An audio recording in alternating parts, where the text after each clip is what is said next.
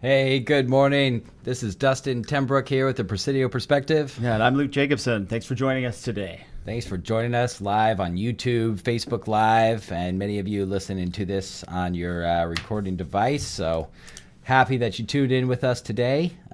Luke, stocks are up, gold's up, bonds up, real estate is up, oil is up. Turn it off. Go home. I think we're done here. It's a good day.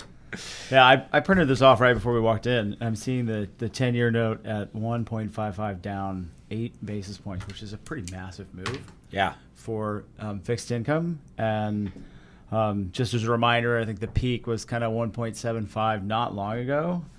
And we've had a really massive move in certain asset prices based off of the move in the 10-year. So it's going to be really interesting to see where this goes. Yeah, we'll get into that in this show, certainly, as we usually do. So we're going to lead off today talking a little bit about inflation. We also want to give a little perspective on the current stock market, talk about the difference of growth versus value investing, and then end about dying with money. There's an interesting survey that I just wanted to quote from the Employee Benefits Research Institute that I saw my stepdad, Bart, had sent it to me and said, this might be of interest. And said, oh, yeah, this is right up the alley of everybody who we talk to. So inflation, we've had... well, 1 second before we go, right? Yes. So I'm vaccinated, right? So that's a pretty big change. I'm vaccinated. The feeling of you get vaccinated in what? In next week? Yeah. So one shot. I have the one shot vaccine. Do you have the J&J one shot? A little nervous about. Okay. And but like here we are, a year later, have some answers. Mm-hmm. I guess I'm fully safe to some degree next Tuesday, but. I have to say, personally, my experience of that is that it feels like a pretty good thing. Yeah. Like it feels like we've been talking about moving on. We've talked about the markets. We're talking about emotionally and whatnot. And it is good.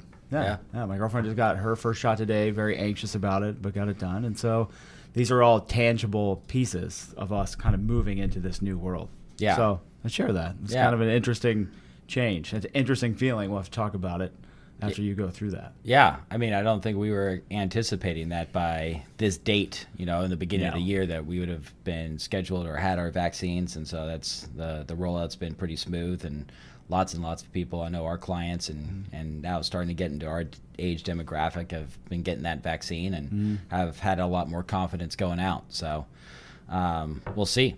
Yeah, it definitely makes me feel very, very different. Yeah. Right? My daughter just had 102 fever, and immediately you think, oh my gosh, she has COVID. Right. For sure she has COVID, and I'm going to get COVID. This is super scary. I thought, I'm 5 days away from this perceived place of being safe. How exciting will that be that having 102 fever now means you're sick instead of, oh my gosh, what do we do? Yeah, we've all been quite the hypochondriacs over the last year with any sniffle or cough. So, yeah, that's good. It's a launching point. It's a launching point. Yeah. So it's good. Absolutely.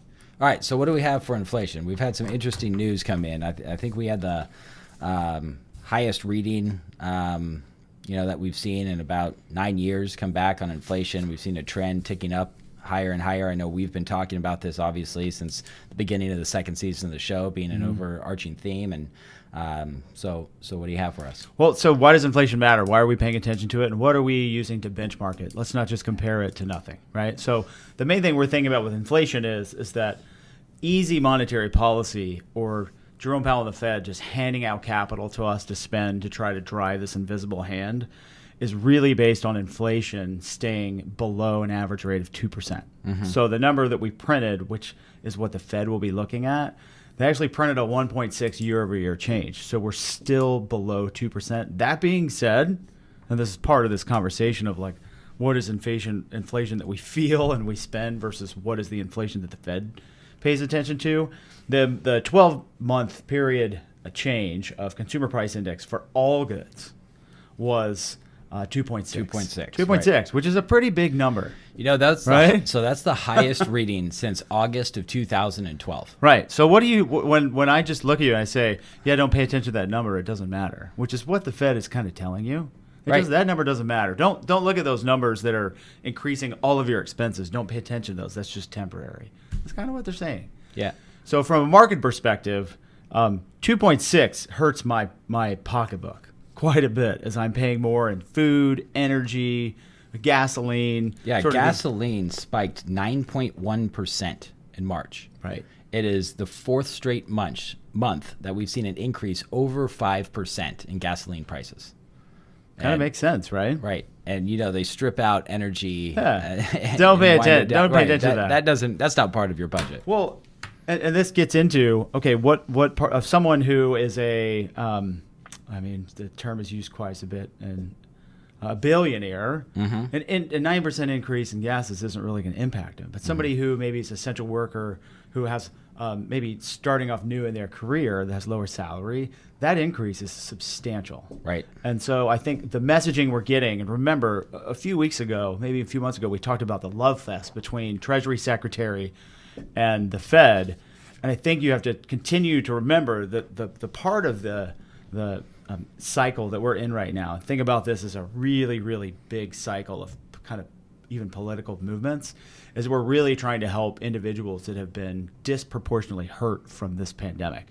And those people who are disproportionately hurt are really going to be hurt by this type of inflation, which really says we're going to keep handing this capital out until they're out of this. And thankfully, the reading of X food and energy still gives the momentum to the Fed to continue to provide that backing support foundation for asset prices, income, and term I'm looking for, effectively stimulus. Right. What I'm looking for. So in other words, they can use the fake number, right? Which they've used for the last 40 years, right? It's no coincidence that the consumer price index was created the year that they introduced cost of living adjustments on Social Security. It was in tandem, in lockstep, right? That this is the metric we're going to use to shape Fed policy and government policy. So we're going to have to strip out these things that could affect those individuals like you talked about. But it's not just the individual households, the billionaires or the essential workers. It goes on to companies and all the products that we buy. I mean, gasoline prices, energy costs.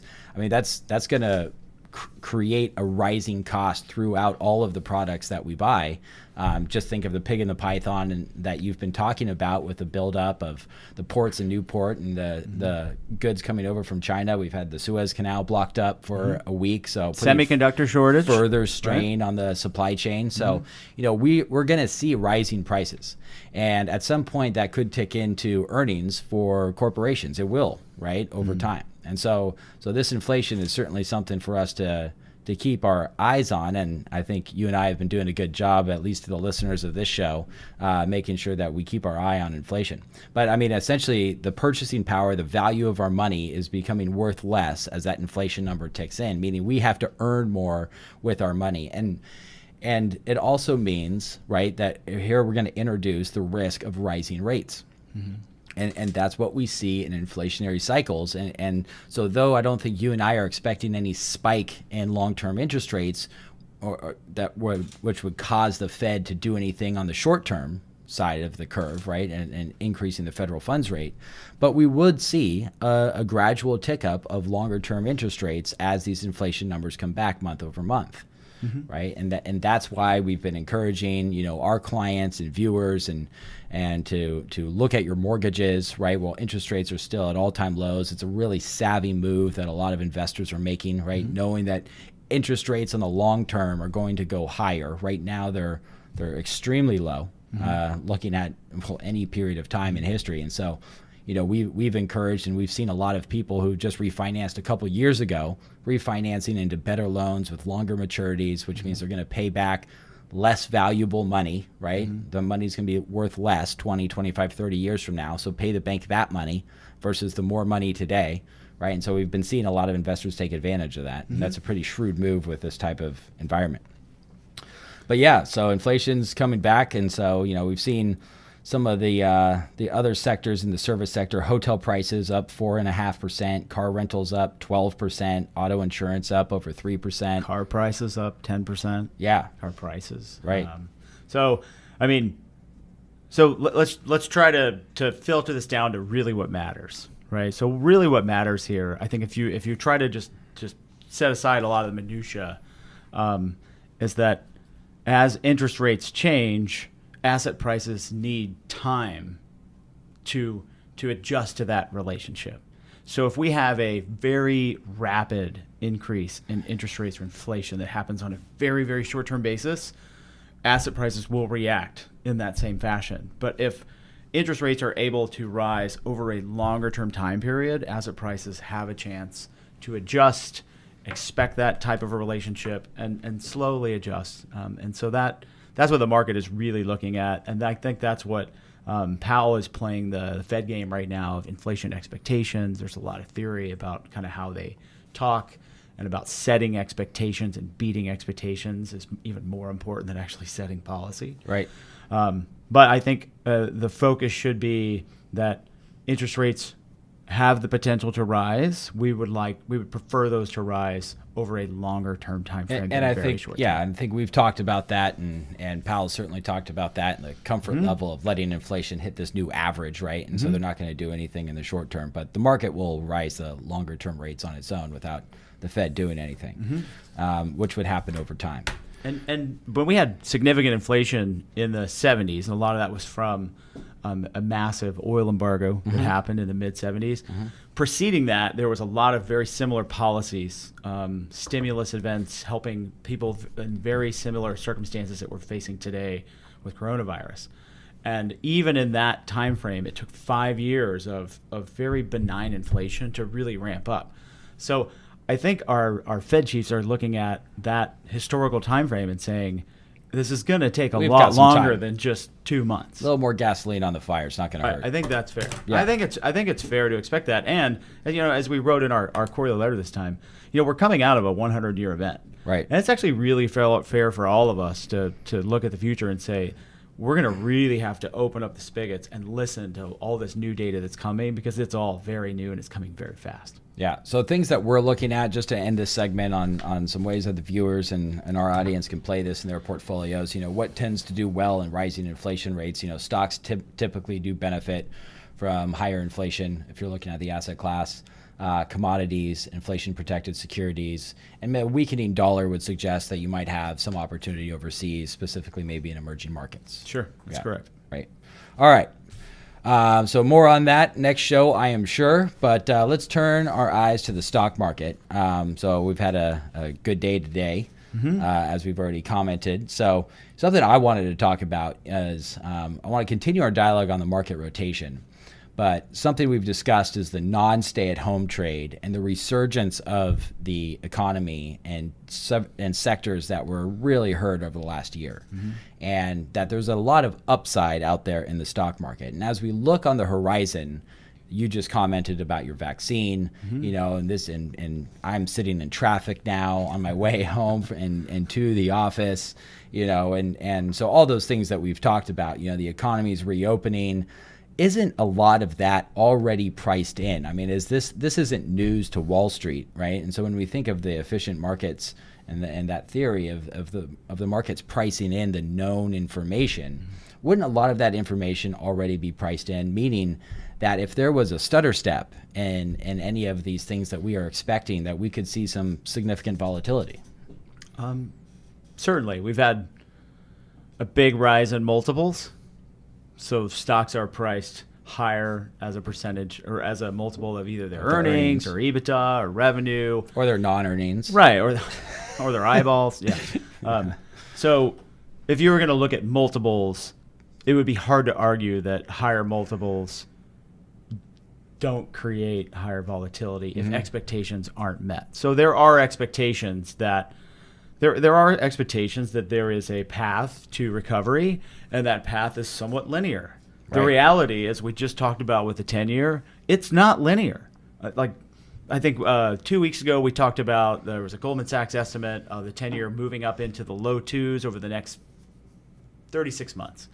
And since then, it's gone down 20 basis points. So I think the line to where we're headed in this new normal still seems to has a upward trajectory, but I don't think it's rational to think that it's going to be a straight line. And higher multiples can create higher volatility. But I think it's really important to think about, or I think it's important to answer the question, what's next? Like, we've already priced in X, so what is next? I think that there is a new normal out there that isn't priced in.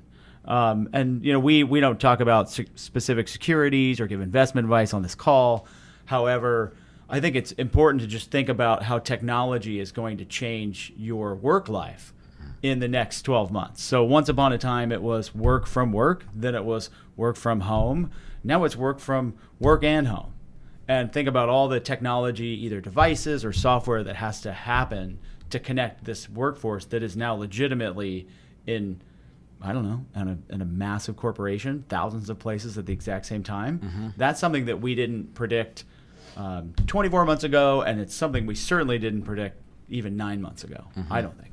So I think there's still lots of opportunities for there to be significant upside surprises in economic growth and individual industry securities for the short term and long term. Yeah. I Well, do. I don't think the upside surprise is concerning anybody, right? And so it's the downside. Certainly. But yeah, as we move through this, especially with the vaccine rollout, we'll see, some things on the horizon that the markets could potentially react to, I think, are the proposed tax changes that we're going to see from the Biden administration and how the market's going to react to that. So I know there's some give and take going on right now, and some negotiations in Washington, D.C. to see what that rolls out. So hopefully it's probably not going to be too severe, but there will likely be an increase in taxation, essentially at the corporate level for sure, which would eat into those profits traded at higher multiples, right? Certainly. So isn't that a headline risk that we might be facing?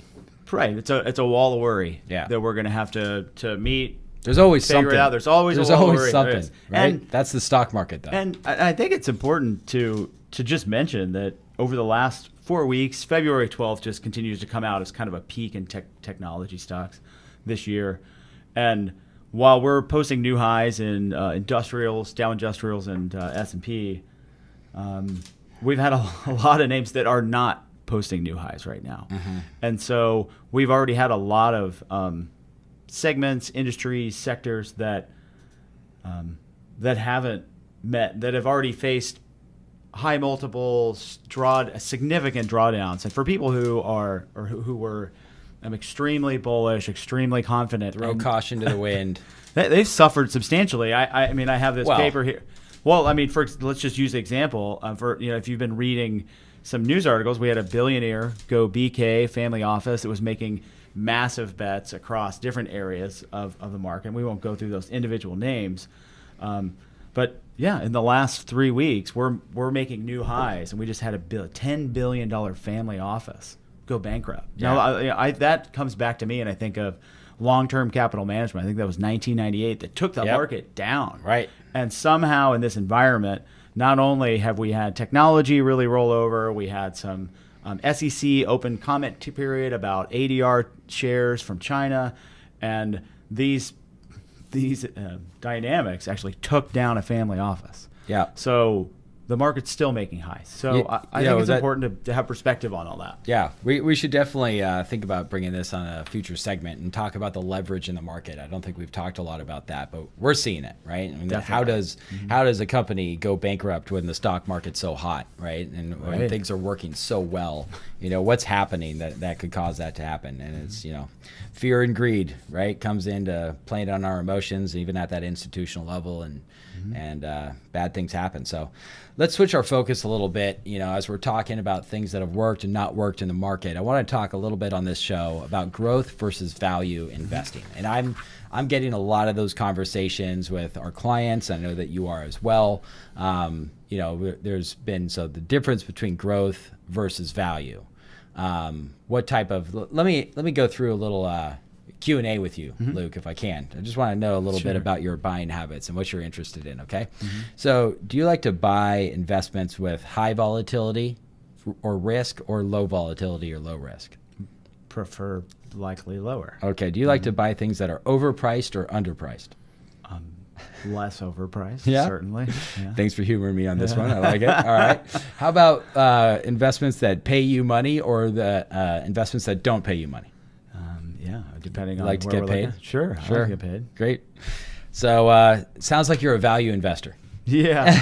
And if anyone's listening that knows me, And know my background. They know you're not. And the interesting thing is just about everybody else would answer those questions. And if you were looking at the two, you would circle value almost certainly. And I've asked plenty of clients that question over my career, and the answer is always value, right? We're always looking for those things. Yet how people invest and what has worked well is growth. And so now we're seeing kind of this resurgence of value so far this year, and a lot of people are asking, am I over-positioned in growth?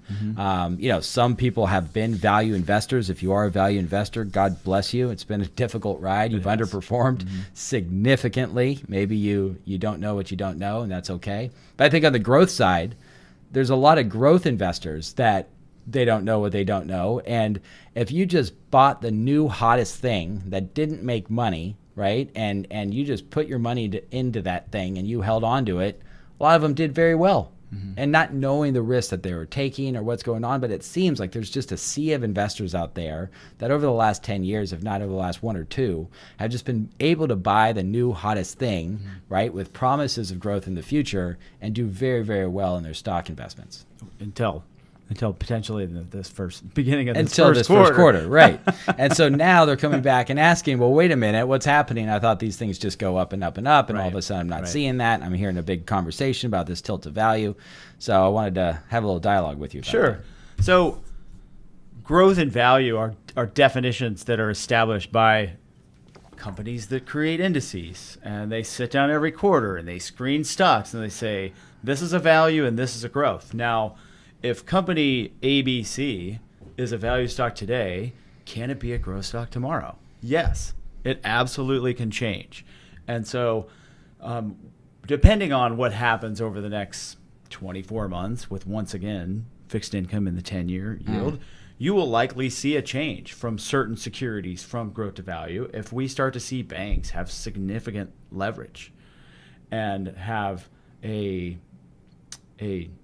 yield scenario where a yield curve where they can substantially benefit, their earnings growth will take off, and they will. Financials make up 1/3 of the value index, right? And so if you have rising rates, this typically benefits banks and financials. And likely what happens is, let's just play a scenario analysis. Let's say that they do really well, earnings growth grows really well for financials or banks for the next 24 months.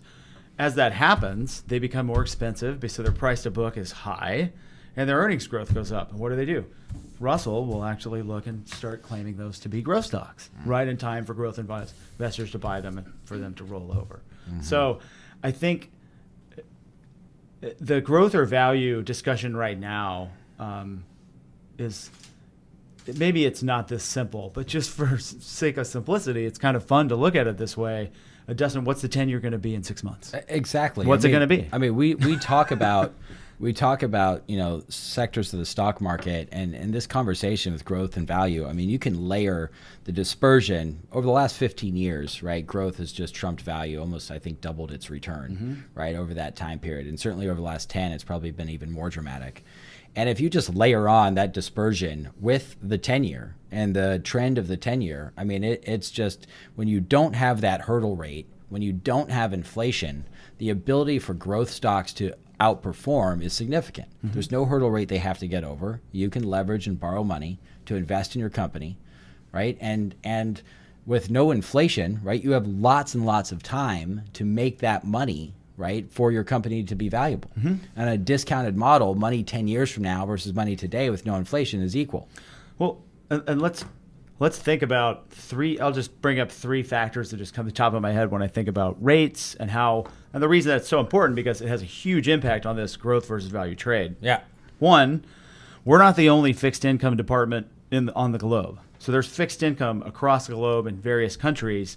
And when we're the safest asset, the U.S. dollar and the Treasury Department, we're the safest asset, and we have highest yields of the highest yields. When our rates go to, say, 1.74, people across the globe take a step back and say, that sounds great. Right now, my domestic country is yielding 0.1. Right. So that keeps our rates down. As people come in and buy our bonds, our rates go down. That's one segment we think about it. 2, we have tremendous stimulus from the Fed. that's keeping rates down. They say they're going to continue to do it. And 3, even though we're seeing inflation right now on a 1-month trend, the trend for the last 15 years has been spikes in inflation have been quite temporary. Yeah. So, and then 4, if I'll just throw it out there, imagine paying your mortgage right now if rates went to, let's say that they doubled from here. Like that's probably it just sounds like the air just came out of the room. Rates double. What happens to people paying a mortgage? That creates a challenge. And I think asset prices have adjusted to low rates so much over such a long-term time frame that the relationship between higher asset prices, say houses or bonds, it's going to take a long time for that to change. Sure. I do. I think that's a solid argument. Obviously, I'm paying attention every day to changes in rates, but I think that's something to really pay attention to. Can everyone across your neighborhood pay for their home if rates double? Yeah, no, certainly not. Right, and I think we're not anticipating a sharp increase in the long term. Right, it's kind of more gradual. Well, it'd be a struggle. It would be a really struggle if that happened. Right, it would. Yeah. So certainly the Fed has proven their willingness to step in and manipulate that market if need be. But yeah, I mean, I think for investors, the conversation of growth versus value, I think the number one thing I'd recommend is know what you own, right? Look at your portfolio. I think there's a growing number of people who aren't quite sure what they own in their portfolio and just how significant it is to understand your diversification and your asset allocation. And it doesn't mean that you have to be a growth investor or a value investor. You could own both. And that's going to really benefit your portfolio as far as, a Sharpe ratio or relative return versus a measure of risk, right? By owning both sides of that market. Right, that are going to perform well in different circumstances at different times, because you and I are not going to be able to sit here and tell you where the 10-year is going to be 6, 12, or 18 months from now, right? But we know that we can build portfolios that should have should capture a lot of the upward trends in our dominant case, but also provide protection in some of the less dominant cases that we make for clients' portfolios. Yes. And so, I think we got AC/DC up there on the wall, right? I mean, hey, I'm a big AC/DC fan, and so look, you can be a fan of Bon Scott and you can be a fan of Brian Johnson. You don't have to be one or the other. You can have both in your portfolio, The good old, Bon Scott tracks are still great, You can still have these old value companies as part of your portfolio. They've been around for 100 years in some cases. They'll continue to produce. And maybe you're buying them at a discount at low prices. As interest rates go up, these financials are going to tick up, and Bon Scott stocks have a resurgence. But the Brian Johnson, keep growing. Maybe it's Axl Rose actually is the better. You can mix in a little Axl Rose in your portfolio now for the AC/DC trend. So good. Well, we're coming up on the half hour here for our show, and so. I wanted to just mention here an article that I saw. So again, this was a study done by the Employee Benefits Research Institute. Okay, and so they surveyed 2,000 retirees, ages 62 and 75. And they asked them the questions, do you plan to die with money? Right? I mean, are you planning to die with your portfolio? So they had multiple questions that they answered in the survey. So what is your goal in retirement? So only 14%, right? So there's an old kind of adage, right, about retirement, right? The perfect retirement plan is that you consume all of your savings over your remaining years on this earth and you bounce the last check to the mortician. Okay? I mean, if we can dial that in with certainty, I think that is a home run that we can do, allowing people to spend, enjoy their life without worry, and as soon as you leave this earth, you got $1 left in the bank account. I mean, that's a perfect retirement plan. Only 14% of the 2,000 respondents in this survey said that they want that plan. Okay, so there you have 14, right? Okay. So 86% are planning to die with money, right? Okay. Many of them planning to grow their assets in retirement. So that was interesting, right? When asked why, the answers here were pretty shocking. The largest answer, which was a good one, I think, is planning for the unforeseen. Right? Now, this is something that we take care of in financial plans, right? Because it's just math.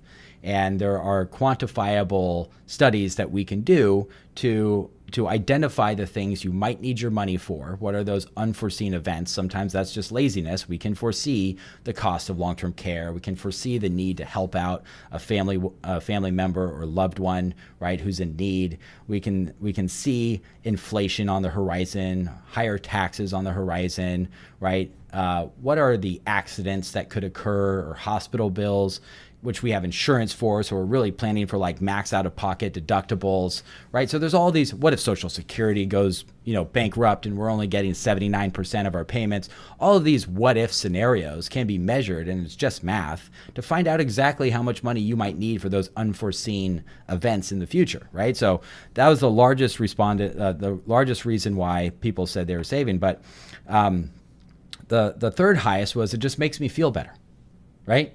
And the next highest was, I don't know. And so 2/3 of the respondents here who said that they are planning to die with money say that they don't know, or it just makes them feel better, which was actually the response that we had. And I thought that was very interesting, and something that we talk a lot about in our Retirement 101 course about living your best life. But people should know, what is the purpose of money?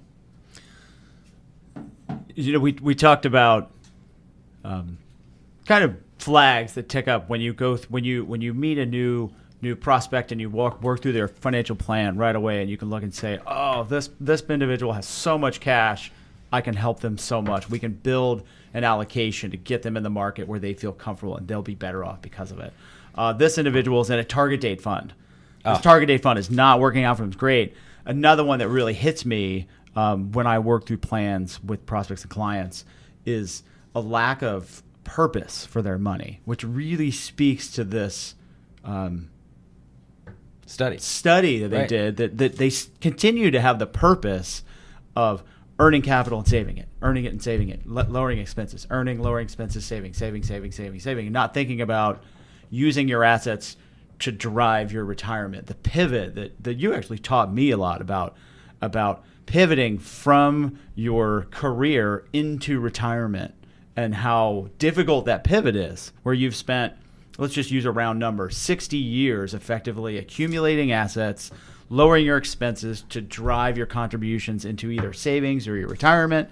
And at that pivot, now you need to drive income from your assets, right? Mm-hmm. And I think I remember saying this to someone a few weeks ago. So you spent 60 years figuring it out. Now you've got it dialed in. And life expectancy, we're going to model that out to 80 or 90. So you got 30 years to figure this out. Right. You can either spend 30 years figuring it out on how to drive purpose and understand and ask all these questions, or you can hire a professional to kind of get you there today. Yeah, certainly. We spend 3-4 decades in the workforce learning how to do something, and all of a sudden those behaviors actually cause us in many cases to live a worse life in retirement. And so this is just about doing the math, in my opinion, right? When these 2,000 respondents to the survey, I'd love to get the list and help them out because, these are things that we should quantify and know that all the conversations that we're having about interest rates, inflation, and the stock market, all of this is for what, right? Money is not real. It is something that is a means to an end. And if we don't know how we're going to use that money, what it is going to buy, right? I like to joke with people that money buys happiness, that I've been lying to my children watching at home. I've been lying to you this whole time, right? And I joke, right? You don't attain happiness from money, but what if you thought of your money as it had to buy happiness? And not just for yourself. You can get a new car, a new watch, or a new vacation, or upgrade the kitchen. Those things are going to bring you a certain amount of pleasure, right? But what is the happiness you attain? I think, in life, the only true joy that is lasting in my experience on this earth so far is when I'm able to help somebody else. That is really the only time that we really feel joy, right? And that's another thing, right, which unfortunately was not the highest on the list, was bequests. But that could be a very real thing. Mm-hmm. Now, you don't have to do that when you die. You can do that during your life. You can help your family. You can help your friends. You can help charitable causes, living organisms all over the world, plants, animals, science. your church, whatever it is that is of interest to you, you can mobilize your resources, right, and help buy happiness for others, right? And so it starts with the plan and a math and doing the math to see what's possible before all of this stuff about interest rates and inflation and stocks really matters. Right. Very true. Yeah. All right, that's a good study. Thanks for bringing that up. Yeah, absolutely. Well, thank you, everybody. That's our show today. Hopefully you enjoyed. Make sure you remember to subscribe to our YouTube channel. You can follow us on Facebook as well, as we'll be airing this show live, Facebook Live, going forward. And we'll see you in 2 weeks from today. Luke, it's a pleasure. All right. Thanks, All right, TT. and Sierra, thanks for the new set. Thank you, We love Sierra. it. It looks awesome. Hopefully you guys like it too. Skinner. Yeah. Like it.